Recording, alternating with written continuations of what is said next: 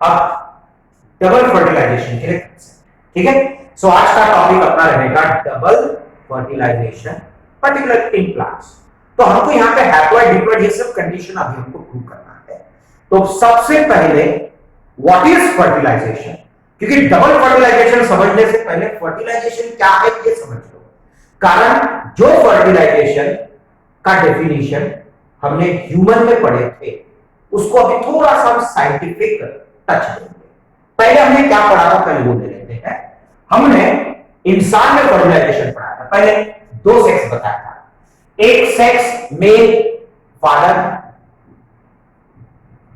बराबर, दूसरा sex mother, यही पढ़े थे, ठीक है। फादर के बॉडी में टेस्टिस पड़े थे, मदर के बॉडी में ओवरी पड़े थे। फादर के टेस्टिस में अगर आपको याद होगा अपन ने पढ़े थे स्पर्म, मदर के बॉडी में ओवरी में अपन ने पढ़े थे ओवा। ये स्पर्म सेल है, तो ओवा क्या है, वो भी तो सेल ही है। तो sperm is a cell and ova is a cell. अब ये बताओ ये दोनों सेल सेम सेक्स का है, डिफरेंट सेक्स का है कि ऑपोजिट सेक्स का है? Very good, clear. तो स्पर्म जो है ये मेल सेक्स का है और ओवा जो है ये फीमेल सेक्स का है। तो सेल्स ऑफ ऑपोजिट सेक्स। अब हमने फर्टिलाइजेशन में क्या पढ़े थे कि फादर का स्पर्म मदर के बॉडी में जाएगा और मदर के बॉडी में स्पर्म ओवा के साथ फ्यूज होगा और फिर क्या बन जाएगा, जाइगोट, बराबर। तो हमने डेफिनेशन क्या दिए थे, fusion of sperm and ova to form zygote. No doubt, no doubt, it is the fusion of sperm and ova to form a zygote is called as fertilization. अब मैंने क्या उसमें हम सिर्फ साइंटिफिक टच देंगे। जब स्पर्म ओवा के साथ फ्यूज होके जाइगोट बना तो स्पर्म क्या है, मेल सेल है कि female cell? Mail cell. Ova क्या है? Very good, so it is actually the fusion of cells of opposite cells, बराबर। तो यहां पे एक्चुअल फर्टिलाइजेशन की डेफिनेशन क्या बनेगा, fusion, okay, of cells of what, opposite sex। क्या बनेगा वो अलग बात है, जाइगोट बने ना बने हमारा वो मैटर नहीं। फ्यूजन किसका होना चाहिए, दो सेल का होना चाहिए, लेकिन वो दोनों सेल सेम सेक्स का होना चाहिए कि ऑपोजिट सेक्स का? ऑपोजिट सेक्स का ना। सो फर्टिलाइजेशन में स्पर्म ओवा के साथ फ्यूज जरूर हो रहा है, लेकिन actually it is the fusion of cells of opposite sex. यहां फिर से मैंने हैप्लॉइड डिप्लॉइड की बात ही नहीं किया, बराबर। तो दो सेल फ्यूज हो रहा है, लेकिन वो दो सेल की कंडीशन क्या है इससे हमको कोई लेना देना नहीं है। फर्टिलाइजेशन में दोनों सेल की कंडीशन हैप्लॉइड रहना जरूरी नहीं है, फ्यूजन होना जरूरी है, बराबर। तो fusion between cells of opposite sex is called as fertilization. तो फर्टिलाइजेशन का रूल क्या है, फ्यूजन किसका होना चाहिए, सेल का तो होना चाहिए, लेकिन कौन सा होना चाहिए, ऑपोजिट सेक्स का। उसके लिए हैप्लॉइड जरूरी नहीं है, डिप्लॉइड जरूरी नहीं है। वो बात अलग है कि यहां पे एक सेल हैप्लॉइड, दूसरा cell haploid is equal to diploid मिला, वो बात अलग है। ये भी तो हो सकता है haploid plus diploid is equal to triploid, भी तो हो सकता है। Diploid plus diploid is equal to tetraploid भी हो सकता है, कुछ भी हो सकता है, क्योंकि फर्टिलाइजेशन में सेल की कौन सी कंडीशन है ये इंपॉर्टेंट नहीं है, सेल का फ्यूजन इंपॉर्टेंट है, बराबर। तो फर्टिलाइजेशन में क्या होना चाहिए, fusion of cells of opposite sex, उसका कंडीशन हैप्लॉइड भी चलता है, डिप्लॉइड भी चलता है, ट्रिप्लॉइड भी चलता है, कोई भी कंडीशन चलती है, लेकिन फ्यूजन क्या होना चाहिए? सेल का होना चाहिए ऑपोजिट सेक्स। मानते हो बात को? अब सपोज अगर अगर अगर फ्यूजन ऑफ सेल्स ऑफ अगर सेम सेक्स होता है, हो सकता है, आर्टिफिशियल हम कुछ भी कर सकते हैं, अगर होता है then that is called as fusion. Fusion बोलेंगे अब जरूर, but can not be called as fertilization. हम फ्यूजन जरूर बोलेंगे, लेकिन क्या नहीं बोल सकते हम फर्टिलाइजेशन नहीं बोल सकते। तो सीधा सीधा कंसेप्ट क्या है? जब दो चीज मिलेगी that is called as fusion. लेकिन वो दो चीज अगर ऑपोजिट सेक्स का है तो फर्टिलाइजेशन, सेम सेक्स का है तो फ्यूजन बोल सकते हैं, लेकिन फर्टिलाइजेशन नहीं बोल सकते। तो ये साइंटिफिक कंसेप्ट है फर्टिलाइजेशन का। So what is fertilization now? It is the fusion of cells of opposite sex is called as fertilization. अब उसकी वजह से कौन सा प्रोडक्ट बनता है वो इमटेरियल है, वो मैं अभी पढ़ाऊंगा आपको, क्योंकि हर फर्टिलाइजेशन का एंड प्रोडक्ट जाइगोट होना जरूरी नहीं है, और हर फर्टिलाइजेशन का एंड प्रोडक्ट डिप्लॉयड होना जरूरी नहीं है। यह भी आपको समझेगा, नहीं तो अभी तक आपके दिमाग में क्या था? स्पर्म फ्यूज हो गया, ओवा के साथ जाइगोट बन गया, जाइगोट डिप्लॉयड, ये तो आपके दिमाग में था ना। लेकिन अभी मैं आपको बताऊंगा जाइगोट बनता ही नहीं, जरूरी थोड़ी है, जाइगोट का नाम हमने दिया ना, तो वो तो कुछ भी हो सकता है। हाँ, लेकिन ये एक रूल है कि फर्टिलाइजेशन में fusion should be between the cells of opposite sex. अगर सेम सेक्स का है तो फ्यूजन जरूरी है, जरूर है, लेकिन फर्टिलाइजेशन नहीं होता। क्लियर? शुरू करते हैं अभी। अब यहां पे अपन ने फीमेल रिप्रोडक्टिव सिस्टम पढ़े थे। अब फीमेल रिप्रोडक्टिव सिस्टम जो किसका? प्लांट का।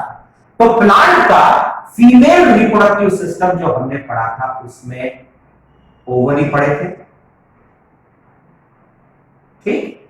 फिर उसके बाद में ट्यूबलाइक स्ट्रक्चर पढ़े थे हमने, स्टाइल, फिर हमने पढ़े थे स्टिग्मा।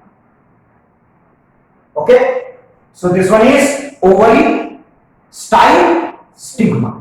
मानते हो? Ovary is an organ, basic चीजें। ऑर्गन के अंदर क्या पढ़े थे? कंपार्टमेंट, और इस कंपार्टमेंट का नाम अपन ने पढ़े थे ओव्यूल, बराबर। और इसी कंपार्टमेंट के अंदर अपन ने क्या पढ़े थे? जर्म सेल, और जर्म सेल का नाम अगर आपको याद होगा मेगास्पोर मदर सेल पढ़े थे अपन ने। तो मेगास्पोर मदर सेल क्या है? जर्म सेल है, और इसी जर्म सेल का जब मियोसिस होगा तो ये क्या बनाएगा? ओवा बनाएगा। फर्क इतना है कि प्लांट के ओव्यूल में ओवा के साथ में ये और अलग अलग प्रकार के सेल्स बनाता है अंदर ही, बट ऑब्वियसली मियोसिस तो हुआ है तो ओवा क्या रहेगा? हैप्लॉइड, और बाकी के सेल भी क्या रहेंगे? हैप्लॉइड ही रहेगा। वही आपको को पढ़ना है। और याद करो, फीमेल गैमेटोफाइट बताया था मैंने, बराबर। तो कल अपन ने मेल गैमेटोफाइट पढ़े थे, पोलन ग्रेन, और आपको बताया था पॉलिनेशन के समय में पोलन ग्रेन आके कहां पे डिपॉजिट हुआ? स्टिग्मा पे। पॉलिनेशन की definition, transfer of pollen grain from anther and its deposition on stigma is called as pollination. और इस पोलन ग्रेन के अंदर अगर आपको याद होगा अपन ने 2 स्पर्म पढ़े थे। कितने स्पर्म? 2 स्पर्म। अब ये स्पर्म मेल का है कि फीमेल का है? मेल का है। और ये ओवा मेल का है कि फीमेल का? और ये बाकी के सेल मेल का है कि फीमेल का? फीमेल का ही है। मतलब हमारे पास में अभी ये कंडीशन है कि सेल्स ऑपोजिट सेक्स के हैं, मतलब फर्टिलाइजेशन होगा। लेकिन हमको साबित क्या करना है? डबल फर्टिलाइजेशन, और फ्यूजन भी साबित करना है। तो फ्यूजन का मीनिंग क्या है? जस्ट दो चीजें अगर खुल जाती है दैट इज फ्यूजन, और दो चीजें अगर सेम सेक्स का होगा तो फ्यूजन जरूर बोलेंगे लेकिन फर्टिलाइजेशन नहीं बोलेंगे।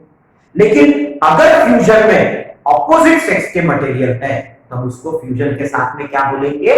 फर्टिलाइजेशन भी बोलेंगे। मानते हो?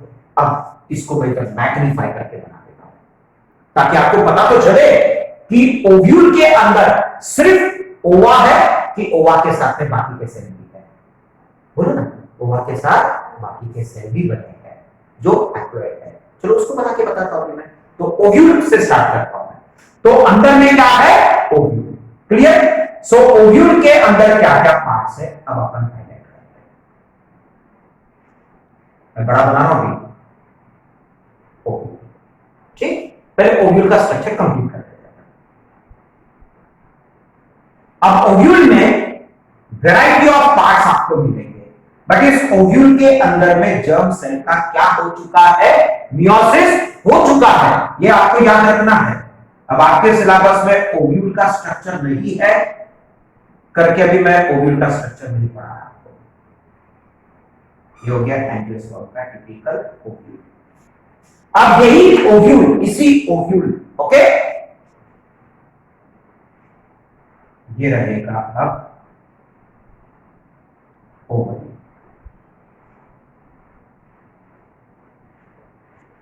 तो ये क्या है? ओवरी के कंटिन्यूएशन में अभी अपन ने क्या पढ़े? स्टाइल। जगह की कमी है करके अपन स्टाइल को छोटा बना लेते क्योंकि हमारा एम ओव्यूल के अंदर डबल फर्टिलाइजेशन साबित करना, न कि स्टाइल और स्टिग्मा को साबित करना। तो इसलिए यहां पे स्टाइल थोड़ा सा छोटा बनेगा, एडजस्टमेंट, बराबर। तो उसके बाद कपड़ा स्ट्रक्चर क्या पढ़े थे कल अपन ने? स्टिग्मा। तो स्टाइल यहां पे छोटा बना है, बराबर। इसका ये मतलब नहीं कि स्टाइल यहां पे छोटा है, लंबा है, बट हमारा एम डबल फर्टिलाइजेशन है। क्लियर? अब इस पर्टिकुलर ओव्यूल में, बराबर, ये ओव्यूल है।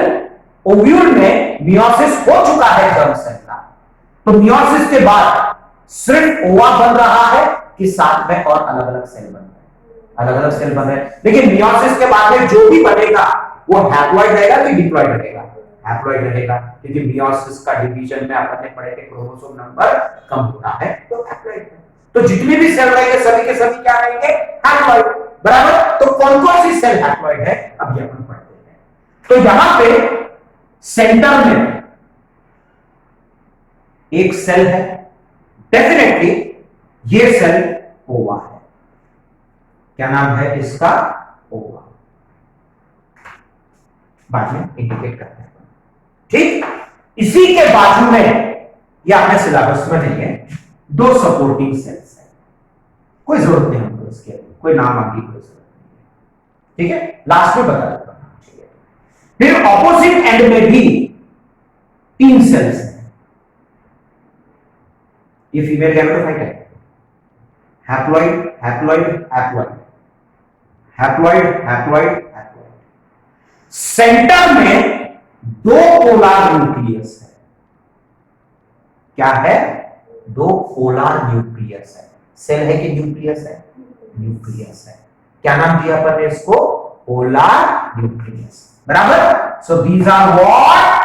Polar nucleus. उसको पोलर न्यूक्लियस इसलिए नाम पड़ा क्योंकि ये जब बना तो ऑपोजिट पोल पे बनता है, बाद में बनने के बाद ये बीच में माइग्रेट होता है, इसलिए उसका नाम पड़ा पोलर न्यूक्लियस। क्योंकि वो सेंटर में आई नहीं पहले से।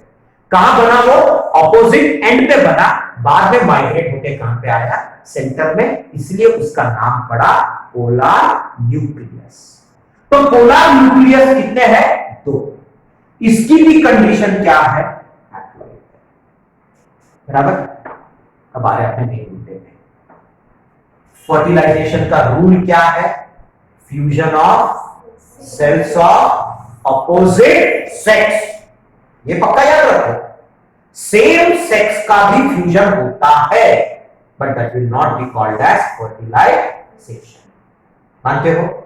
शुरू कर दे। अब देखो, अब यहां पे पोलन ग्रेन आके डिपॉजिट होगा। चलो कर देते हैं। ये हो गया पोलन ग्रेन आके डिपॉजिट हो गया। कल का डिस्कशन था पोलन ग्रेन के अंदर में एक ट्यूब सेल होता है, ठीक है, आएगा उस चीज पे।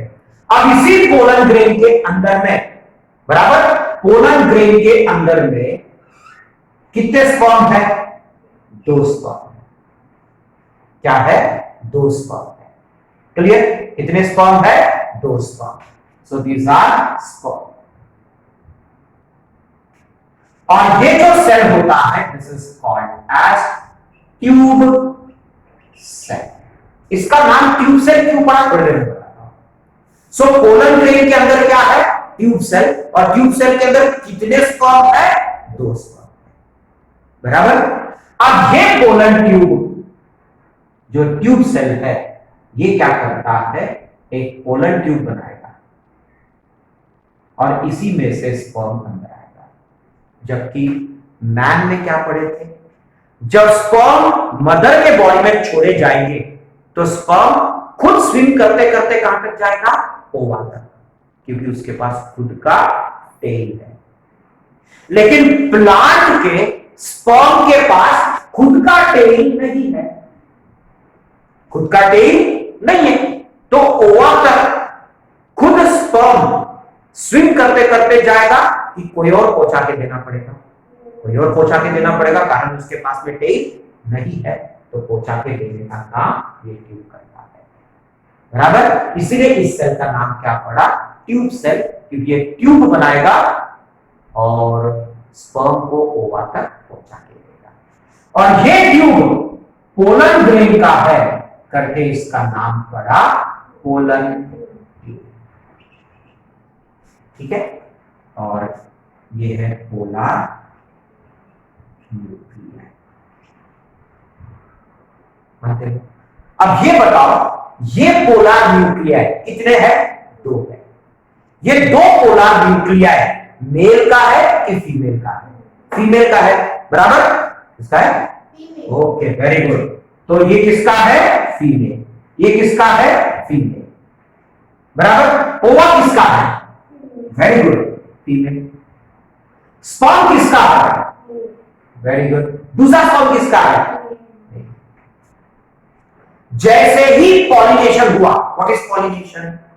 Transfer of pollen grain from anther and its deposition on stigma is called as pollination. जैसे पॉलिनेशन हुआ, होते बराबर सबसे पहले ये पोलर न्यूक्लियाई दूसरे पोलर न्यूक्लियाई के साथ फ्यूज होगा। कब? पॉलिनेशन होते बराबर। क्या क्या फ्यूजन हुआ? चलो लिखते हैं। कौन कौन फ्यूज हुआ? Polar nuclei plus polar nuclei. कौन कौन फ्यूज हुआ? एक पोलर न्यूक्लियाई दूसरे पोलर न्यूक्लियाई के साथ फ्यूज हुआ। पोलर न्यूक्लियाई की कंडीशन क्या है? हैप्लॉइड। दूसरे पोलर न्यूक्लियाई की कंडीशन क्या है? हैप्लॉइड। पोलर न्यूक्लियाई मेल का है कि फीमेल का? दूसरा पोलर न्यूक्लियाई किसका है? मानते हो? तो fusion of material of same sex और ऑपोजिट सेक्स। सेम सेक्स, तो इसको हम फर्टिलाइजेशन बोलेंगे कि नहीं बोलेंगे? नहीं बोलेंगे, लेकिन फ्यूजन तो बोलेंगे, बराबर। So this one is fusion.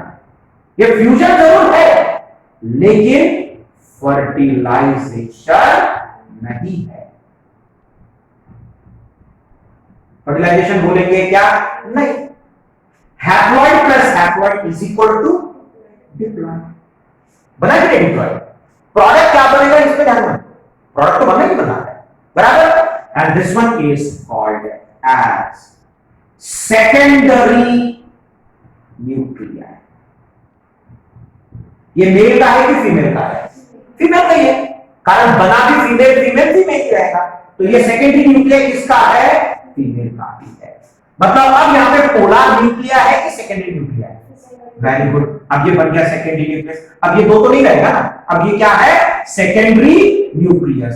Haploid है कि डिप्लॉइड बताओ? वेरी गुड, ये हो गया डिप्लॉइड। मेल का है कि फीमेल का है? वेरी गुड, फीमेल का है। अब क्या होता है, ये पोलन ट्यूब, बराबर, ये पोलन ट्यूब अब बढ़ते बढ़ते बढ़ते बढ़ते आएगा और सीधा ओव्यूल के अंदर चला गया। ओव्यूल के अंदर मतलब स्पर्म को क्लियर पैसेज मिल गया, तो अंदर में अब स्पर्म छोड़े जाएंगे। कितने स्पर्म छोड़े गए बताओ? 2 स्पर्म छोड़े गए, 2 स्पर्म छोड़े गए, बराबर। अब अंदर में कितने स्पर्म है? 2 स्पर्म है। उसमें का एक स्पर्म मेल का है कि फीमेल का? दूसरा, बराबर। अब एक स्पर्म ओवा के साथ फ्यूज हो, चलो फ्यूजन कर देते हैं, ठीक। तो कौन कौन फ्यूज हुआ? Sperm fuses with ova. Sperm की कंडीशन हैप्लॉइड है कि डिप्लॉइड है? हैप्लॉइड। ओवा की condition haploid is equal to diploid. जब स्पर्म में ओवा फ्यूज होगा तो क्या बनेगा? जाइगोट बनेगा। तो यहां पे फ्यूजन हुआ कि नहीं हुआ? हुआ।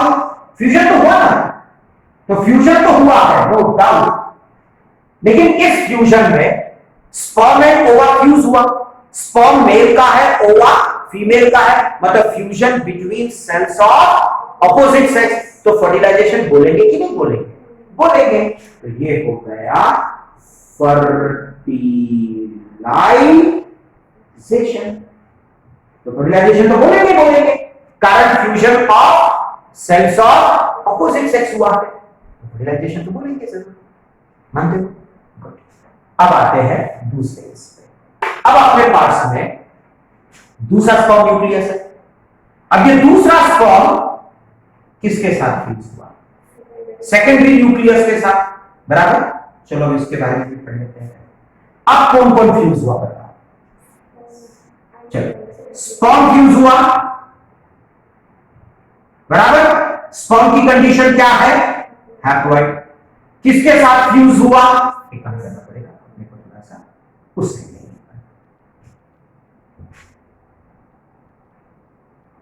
ठीक है।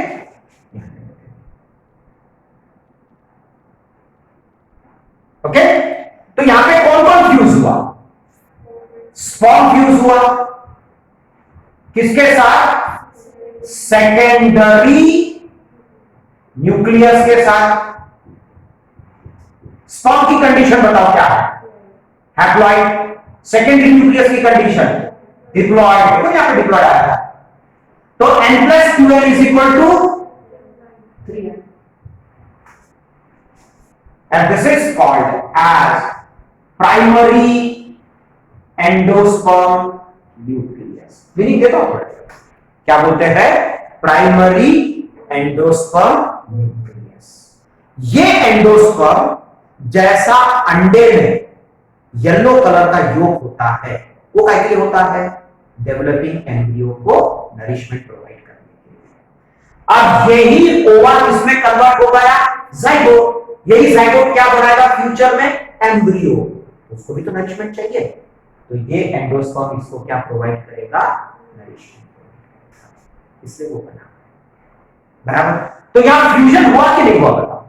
हुआ। तो फ्यूजन तो रहेगा ही, no doubt at all. So it will be fusion. लेकिन इस फ्यूजन में sperm and secondary nucleus fuse हुआ। स्पर्म किसका है?